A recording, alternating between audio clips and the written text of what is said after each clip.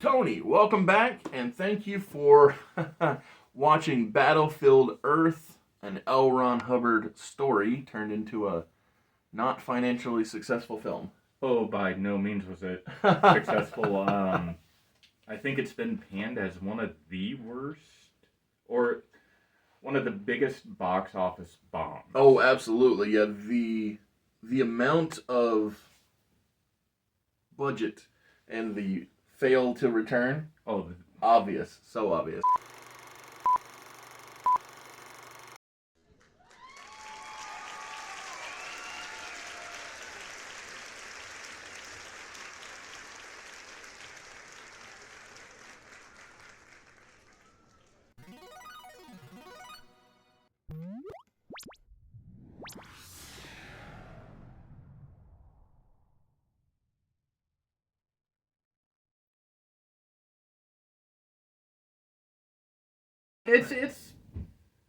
it's an interesting one. It's definitely interesting. I'll say this. About 24 years ago, roughly 24 years ago, I watched this movie.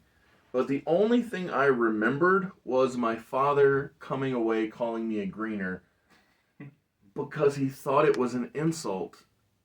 Which, I get why he thought it was an insult. Oh, you think the grass is always greener on the other side, blah, blah, blah. But also, the greener is the hero. The guy who thinks that there is hope to be had is the one who wins in the end. So it's like, are you really insulting me when you...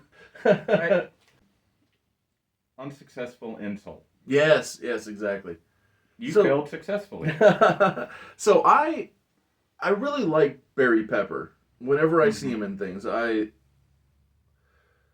obviously this is a struggle to get behind much of anything, but even his character was easy to support because of his desire to, or his longing for freedom.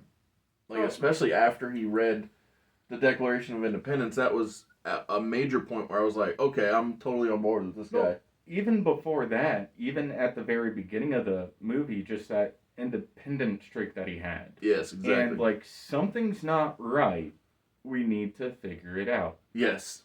I loved, well, by loved I mean found it amusing, the idea that mannequins and statues are people frozen by the gods above. And that was great. And then such a sci-fi thing. Panes of glass did he go through? All of them. Every pane of glass. Because it's one of those... What? Because you see the first one, he's just like... Huh? It reminds me of Mines. I'm trapped in a box. Exactly. Yeah, definitely gave that feeling. The panes of glass to me is also reminiscent of the inconsistencies of the aliens speaking English and the people not understanding. It was such a disconnect for me. Him going through all those panes of glass, and then when you would hear the aliens speak English, but the humans don't understand. But then the humans speak English and the humans understand. But the aliens don't understand it.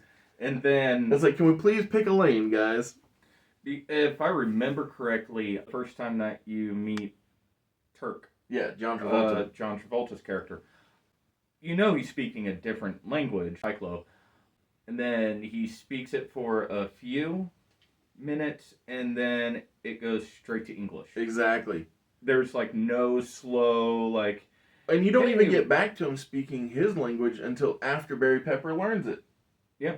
It's, like I said, it's so funny and inconsistent that, I don't know, it just amused me. It's a fun popcorn movie to where you can just sit back, you turn your brain off. That's how I think of it, because if you try to understand it, you're just going to end up driving yourself insane. So, it's only due to how bad of choices I've made when it comes to the channel that... movies in general. Movies in general, yeah, exactly. But the reason I blame the channel for my movie choices is twofold. One, I don't want to be an always praiser, so I choose things bad on purpose. But I also don't want to be an always person Debbie who talks Downer. Debbie Downer, exactly. So I picked good things too. And so because of the ebb and the flow of the channel, I've clearly and by intention watched things that aren't good. This, I went into it thinking, oh, it's probably going to be bad. Like I said, it had been 20 plus years since I'd seen it, so I came into it thinking it'd be bad, but it was. I think my lowered expectations helped to some degree. That having watched recently things that I think are among the worst films I've ever watched helped me appreciate the consistent tone of the film. Because when a film is inconsistent, like you can't even find your footing. What is even happening right now? Yeah. It drives me nuts. But this kept a consistency about it where I believed it was being made by the same creative team, which realistically isn't a high bar to get over. But like I said, there are some things that I've seen where I'm just like, who even did this? Like, what were you thinking? And you're going, I'm sorry, what? Am I really watching this? I think maybe the biggest, are you serious, is when the Savages were flying the fighter planes. Yeah, there's no way. The prep time that they would have needed wasn't a day or two. None. But by that point, we were already at the finish line, so I was like, all right, I'll let it go. It's almost like cheese for the sake of cheese. Yes. Right there. And, like, the acting, not the greatest. Correct. But it stayed at the same level. It wasn't like they went into it with high hopes and then just gave up. We hate it. Yep. Yeah, no, I enjoyed the dynamic between Forrest Whitaker and John Travolta because the two characters they grew from the beginning where clearly the apprentice wanted to please his superior. Yeah. And then in the end he's like, no, I turned on you and it's all over. You're sorry. Yeah. And then being locked in Fort Knox was a fun visual for the finish. It's one of those, you got your gold. I hope you enjoy never being able to do anything with it. Right now, I do have to say, though, the creative license that they gave to it compared to what the book... Oh, you've read it? Oh, I've read the book. Oh, okay. I actually enjoy the book. Oh, that's cool. Regardless of what you think of L. Ron Hubbard, it's actually a I'll be honest, I think very little of L. Ron Hubbard.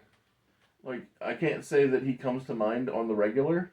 It's just Scientology. Oh, sure. I drive by. That's what everyone thinks. Yeah. It's an actually decent book. Oh, it's okay. long. It's a slog at some points. So they kept that good. I'm saying the movie kind of dragged at points. But it's almost as if they took half of the book and just made the movie. Gotcha. And I'm like, well, they could go part 2. Thank you for being here at Mr. Super Oz.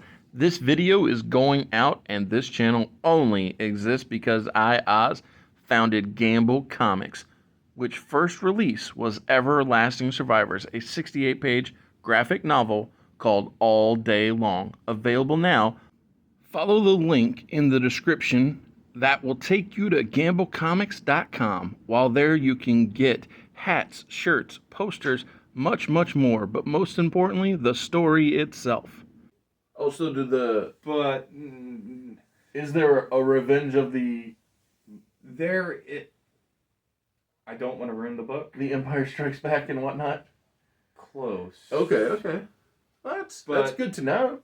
That there's more to it than what we saw. Yeah, there's a whole lot more involved. Yeah. Cool. Yeah. Like I said, I had never put more thought into it than the first viewing and then the most recent viewing, so I'm just happy to know that if the time ever came that I saw / picked up the book, that, I have something to look forward to in addition to... Oh, I personally think the book and the movie should be separated. Oh, okay.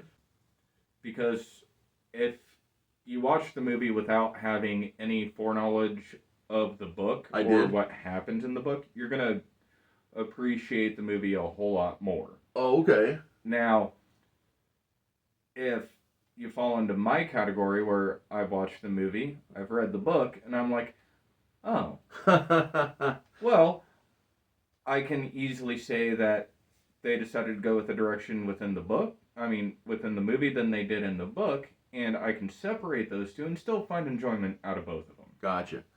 Yeah, that's good. I always say this. I don't need the book I've read. I just need a good story that makes sense. Because I understand that whether it's an hour and a half or 2 hours, or any number thereof, it's not going to be able to fit the entire content of most books.